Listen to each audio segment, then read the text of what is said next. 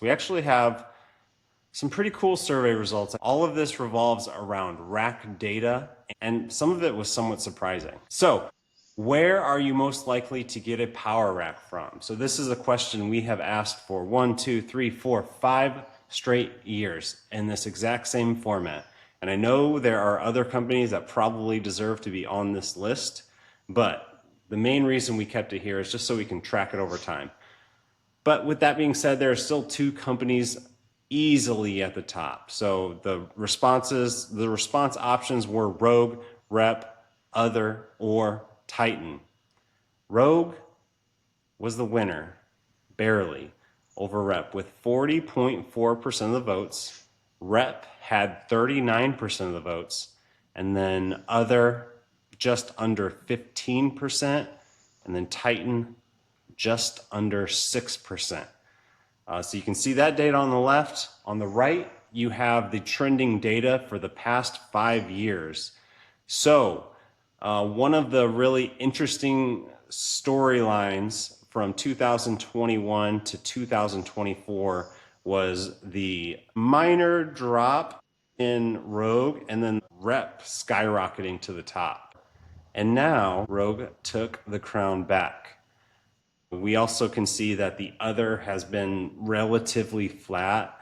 That's something that I'm a little bit surprised about. While I would have expected Other to go up slightly over time, but it's been pretty flat and a little bit down. Titan's gone down a little bit as well, so they've gone down from 11 to about 6%. But this, I think that's some interesting data. Still two, let's call them kings at the top. The big boys are still at the top. They are the most likely places people are going to get a power rack from. Any insights, feedback on that one, Adam? Yeah, I find it very interesting to see those graphs and how they move, especially with the products that came out and the dates they did so. What was the pre PR 5000 that what was that rep rack? It was a 3x3. What was that called? You had one.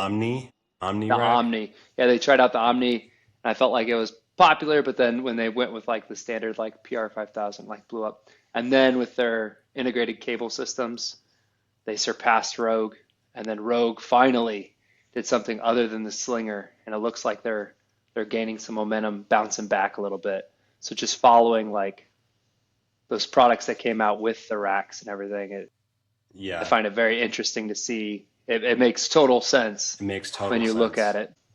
Yeah, cool data right there. Next, also revolving around the squat rack. This one is actually supposed to say, where are you most likely to get a folding rack from? So Rogue wins this one as well, 30%, 37%. PRX just behind at 34%. Rep slash Titan slash Bell slash Other. So really anybody else making a fold away rack, a little under 20%, and then Bridge Belt, who is the only one to my knowledge who's really making like a fold away non-wall mounted slim rack, is at 9.5%. And for this one, we only have 3 years of data for this one, but you can see Rogue and PRX just kind of getting even more popular, and then the other options going down. All right, next up, we actually have what style rack do you own? It's either a 3x3 with 1-inch holes, 3x3 with 5/8 inch holes, 2x2 or similar, and then none, other, or I don't know. 3x3 with 1-inch holes, 50% of the votes. So easy winner there. 3x3 with 5/8 inch holes, 28%. So about a quarter. And then everything else makes up about 22% or so. So over 75% are doing a 3x3, own a 3x3 rack. And then you can see on the right how that has trended over time. The distribution isn't too far off over the last 3 years, but you can see more and more do own a 3x3 with 1-inch holes, and then a little bit less are owning a 3x3 with 5-8 inch holes, and then the other two are going down as well. So This just kind of shows the dominance of the 3x3 with 1 inch holes racks. I have a quick story, Jake. It's kind of funny. You want to hear it? Of course I do. So obviously I had the 2x2, I had the Rep PR 1100, and then moving up to 3x3 was like a huge upgrade for the gym. And so it took like, some saving, a lot of selling of stuff and a lot of moving money around. And I was finally able to get, the PR 5000. I was telling my wife about it. I was so excited. It comes in, I'm super pumped. I get the other one out. I put it together. I bring her down to the gym. I say, "What do you think?" And she goes, "I thought you already had one of those."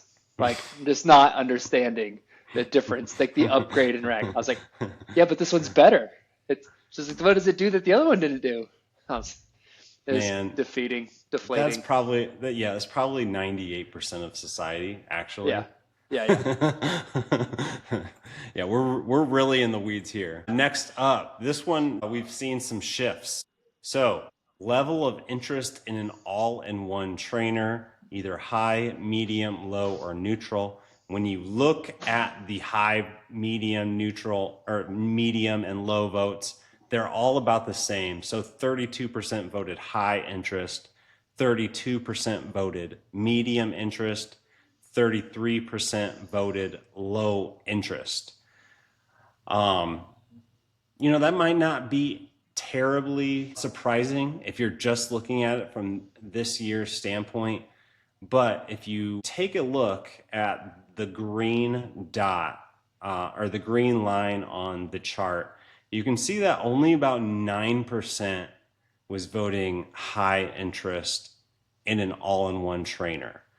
All the way up from 2021 to 2023. It bumped up quite a bit in 2024, and then it continues to go higher in 2025. And you can see also at the top the amount of low interest really rapidly go down as well. So this one's cool. Again, we're in the weeds. This makes sense, but very, very interesting data as well. I think something that I would find would be like an almost identical graph as I feel like Smith machines would follow this trend. Like 5 years ago, no one wants a Smith machine in their garage gym, their home gym. And then that's completely like converging on itself. I bet you it's 30-30-30 as well. Yeah, that would have been a great one to have. Also, it correlates with just the popularity of, I think people are thinking about the Aries as an all-in-one now. Yeah. Also, Rogue FM series all-in-one, and like Force USA keeps making better products year after year after year. And then also there's just a lot more options. Whereas like in 2021, it was Force USA. Yeah. And then like cheap knockoffs, and that was it. So that definitely plays a role into it as well. You just walk through Home Gym Con and you have Force USA, you have Bolt, you have Vesta, everyone's got their all-in-one integrated, it feels like. For sure.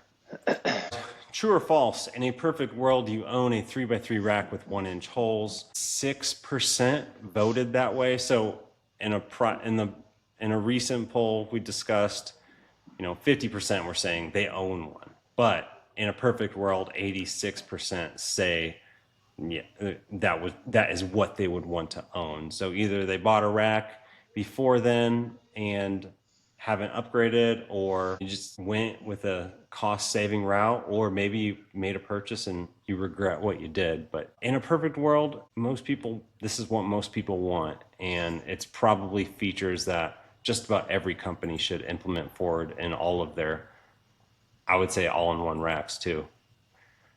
All right, and here are some more quick hitters. We can go through these ones pretty quick. Which option is best for you in regards to amount of posts? So 4 posts, 6 posts, 2 posts. 6 posts and 4 posts were about the same, but 4 posts was the winner with 44% of the votes. 43% voted 6 post rack, and then only 13% want a 2 post rack. Preferred rack depth, about 30 inches was the most popular answer with 51% of the votes. Both of these were basically what we saw last year in terms of results as well. Would you pay a little bit more for rack attachments that take up less holes on a rack? 56% say yes. For example, if you're not sure what I'm saying, a lot of the like legacy spotter arms took up maybe 5 holes on the rack, whereas like these stealth spotters take up 3. And we're starting to see a lot more examples of people making slimmer attachments so that you can fit more onto the uprights. Are you willing to pay a little more for the right power rack color? So 58% voted yes, they are willing to pay a little bit more. Level of interest in owning 2 racks. This is something that, I've been a proponent of over the last few years, but I can kind of see why people are saying no, especially as these all-in-ones keep getting better and better. Only 12% have interest in 2 racks, 22 or high interest, I should say, 62% voting low, everything else in the middle. And then when asking whether it's 4-post and then when asking whether it's a power rack, half rack, or squat stand, about 78% voting for a power rack, 2% squat stand, and about 20.5% going with the half rack route. And then last question here, and this is somewhat similar to what we've seen in the past as well, but not a ton of not a ton of emphasis on the importance of west side hold spacing.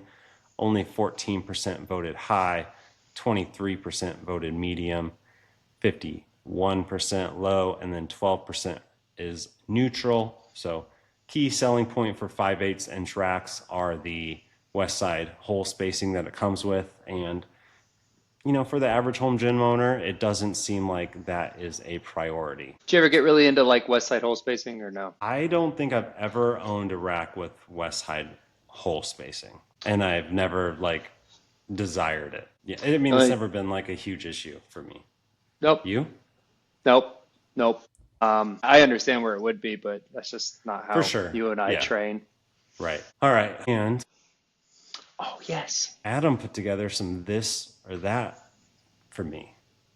Yeah, I did. This is a follow-up from last week. It's popular, wasn't it? I looked at the comments. People liked it. I'm running the slide. People like the this or that. Yeah. Have you looked at any of these? You weren't supposed to. Well, as I was doing the doc, I kind of scanned them, but oh boy. All right. I haven't done any deep thinking about them. From what I remember, I don't remember what they all are right now. But Good. From what I remember, they all seemed like easy answers. All right. Okay. Okay, so this or that, would you rather have personalized coaching from like any celebrity or fitness influencer or any trainer at any level, probably the highest level, right? But you can't veer from the programming at all. You have to stick to it or continue to do your own thing. Very easy. I would rather do my own thing. Too much structure is not something I love. So I would stay away from that. And also, if I had to choose between any celebrity coach or trainer, I'd rather just have a normal trainer. I think that would stray me away even more if it was somebody like well known. Really? Yeah. So like, what part of it would make you stray away? I'm just curious. I don't know. Like if you had this guy like, FaceTiming you and be like, okay, rep wise, how'd you feel? This is what I want you eating. So I think if I don't like have any issues with it, but I think I would want it for like a check-in, like 1 month out of the year, every year. And then I could like take the learnings from that and keep that in mind going forward. But I've said this before, but if I have something specific to do every day and I can't just kind of do what I want to do, I start to dread it. Yeah. Yeah. Yeah. I knew this answer. Yeah. Yes. I start to dread it. All right. So I know the Ironmaster bench was one you really enjoyed. Coop really likes the Ironmaster bench, so I'm going to put it up against a top rep or rogue bench. Which are you going with, Ironmaster or one of the top picks on the other side? So this is tough, really tough.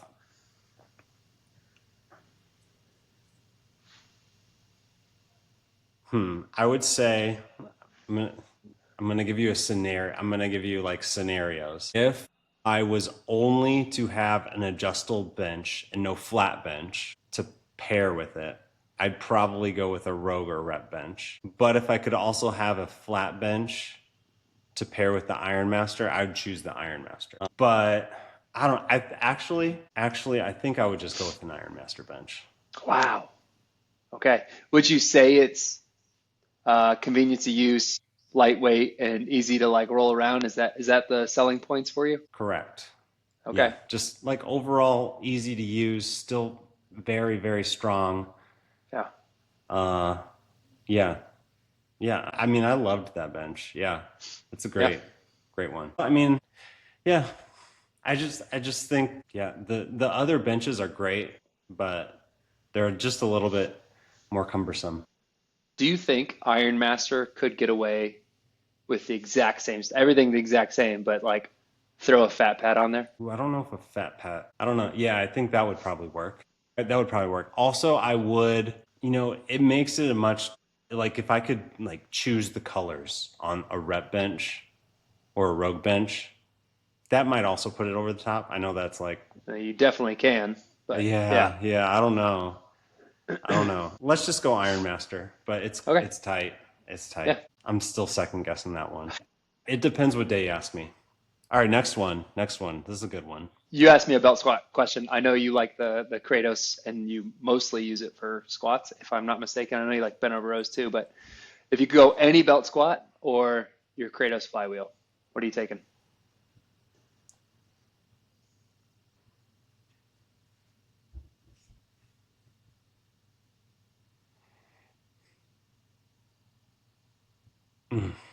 Tough. Real tough. That flywheel's a different type of movement, so I'm curious. I think I'm gonna go Kratos flywheel. Is it because it's so versatile and you can do more things with it? Or is it purely because the squat feels better than a belt squat? It is. It's because I would. I'd rather. It's it's multifaceted. So I would much rather have the Kratos flywheel and like squat Yes. versus like have the ability to squat and also have a belt squat. Yeah, that makes sense. I don't, especially with like a good safety squat bar, it really does take a lot of the pressure off of your back. So, and I know I've had like some minor back issues, but Hmm. I would much rather squat than do belt squat. So combining that with a Kratos flywheel would be preferable to not having it versus a belt squat and a squat bar. Yeah, something different, right? I like that answer. Yeah. And also you did bring a good point. Like you can do more than just squat with it. But if you would have said that, then I would have given you the second question. All right, only can squat with it. But you answered. Okay. Okay. All right. Next up, All right. basement or garage? And before you just jump on, I want you to think about your current basement, but like horse stall mats, and you can even have like a little living section. And I want you to pick your just real quick, picture your winters for me and your hot summers. And now answer the question. Basement or garage, if you could have the setup. I mean, it's closer than you think. I would hope so. My basement ceilings aren't very high though. Yeah. It's a great space. It's pretty big. However, the ceilings are like I want to say like 7 feet. Are they? Yeah. Do you have drop ceilings down there? I don't remember. There's like tiled. Yeah, Uh, yeah. So yeah. you could remove those, get up to the rafters, but Yeah, but yeah, I don't know if I would want to hurt the house value by doing that. you could put them right back up just as easy. I'm gonna still say garage. I Okay. like, I think 10 out of 12 months, it's still, I'd prefer to work out in a garage. I still That's, have yeah. like the TV out here. Yeah, I'd still do garage. Because I really only get jealous of the garage in fall and like, I guess, cool summer nights, and that's it. And that's not that often. The amount of times I just appreciate like the ease of like temperature and all that. But your garage is, I mean, you do good with like heating and air, and it's got so much space. So I understand, but Also, I usually work out earlier before it starts getting super hot. yeah, but winters like Winters suck. that Yeah, take me winters are tough. so long to get going. Yes. Yeah, Winters aren't great. gotcha. I thought I'd get you on that one. I really did. You like the picture I found on Google for a garage gym? Is that the picture? Is that one of the Yes. main pictures? I just Googled like I need a garage gym, and that's what I got. Basement gym. I went with basement Brandon. Garage gym. I went with your OG garage gym, man. Wow. Yeah, well, actually, real quick, let's appreciate that. It is Yeah. the Rep PR 1100. Uh-huh. Got some old Fringe sport plates. That little bike there. Got a little air bike. Yeah. That was probably like year It's like 5. 4 or 5. Yeah. Yeah, I remember Yeah. working out in that on all that like equipment. Yeah, for sure. Yep. All right. All right. All right, I know the answer to this one, but I guess the caveat would be any. So a full set of dumbbells, any dumbbells you can think of. You can go Watson's, I don't care, or any adjustable in your space where you have plenty of room. I think. Are you going to give me the answer I'm expecting, or can I sway you at all? I mean, if I have like a $15,000 budget, I'm gonna go full set of dumbbells. Okay, yeah, okay. That's not But what I was expecting. So okay, if I could get a premium set of any dumbbells I wanted, I'd go with that. But okay. if we're just getting like a 5 to 100 pair of Rogue dumbbells, I think I'd rather have a pair of Rep-ins. See, that Just, surprises me too. I mean, I mean, yeah, I think I would. Yeah, I think I would, yeah. yeah, yeah. Okay, I do go back and forth myself with if you could have the pair of adjustables and just take up this like little tiny corner, but man, just being able to like set down, pick up. Yeah, I don't know if I could ever go back. What does a full set of like 5 to 100s cost for like Rogue? Are you looking it up? Yeah, I'll just look it up real quick. I was gonna say 3 grand. Tell me how close I get. Okay, so let's go rep. Let's go rep. I actually prefer their straight knurled. 36.99. So Rogues are probably more expensive. Reppin 1700. Something like that. Yeah, so more than double. Yeah. I'd go Rep-ins in that case. Yeah, I probably would at that. All right. Yeah, we have one more section. I'm gonna not share. Well, I see All something right. over your left shoulder there. Is that new? What? Your mutant The metals. Mutant Metals?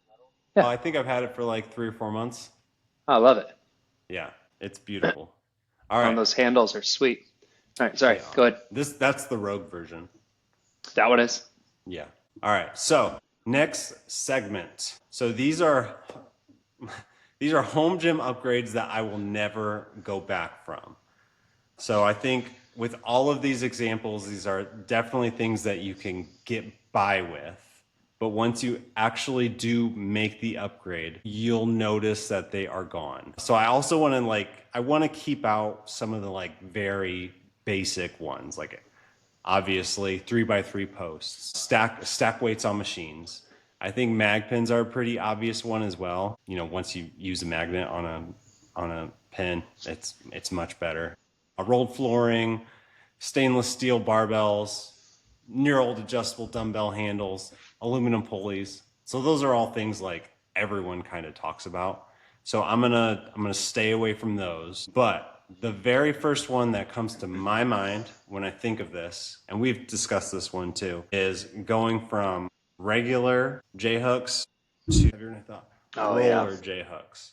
So I have a number of different J hooks. However, whenever I don't use these, I notice it.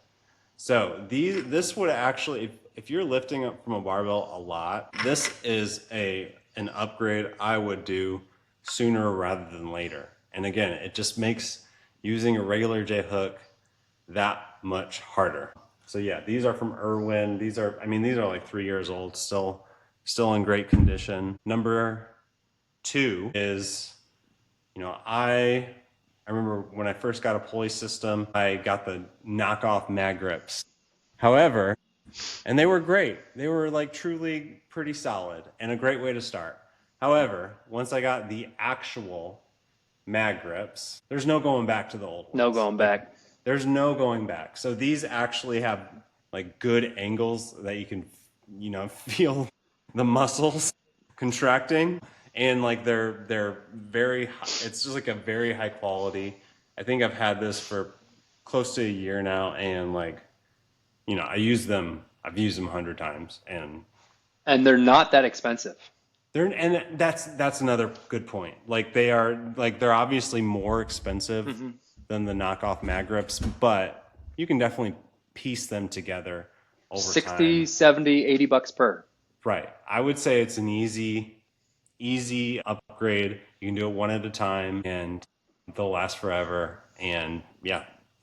The third one here, so I have these scattered throughout my desks, are a lot of the like basic pulley systems. They come with these like rubber D handles. handles. And, you know, again, they get the job done. Like it's if you don't want to, if you're not ready to purchase anything extra, these get the job done. But once I replace them with something like this, with like a knurled aluminum handle, even these are also relatively affordable as well from Bells of Steel. Keep going. I'll just wait. No, I just had my JDs. Oh, you have your JDs. Yeah, I mean these aren't to the JD's qualities, but these do a good job. I'll also highlight these new ones from Darko. Got some of these from Darko. Not as strong as of a grip, but they have all of these angles. I actually I was trying to decide if I was to just pick one. You know, I do prefer this knurl better, but all of these angles are great. I mean, again, not terribly expensive for either. If I had to choose one, I would probably go with this one, but these are a good upgrade as well. Number four, what was number four? Okay, number four. So again, have been building out my home gym for like 10, 11, 12 years now, and I have a lot of collars that I just have collected over the years. And I don't touch any of the collars that don't have magnets on them.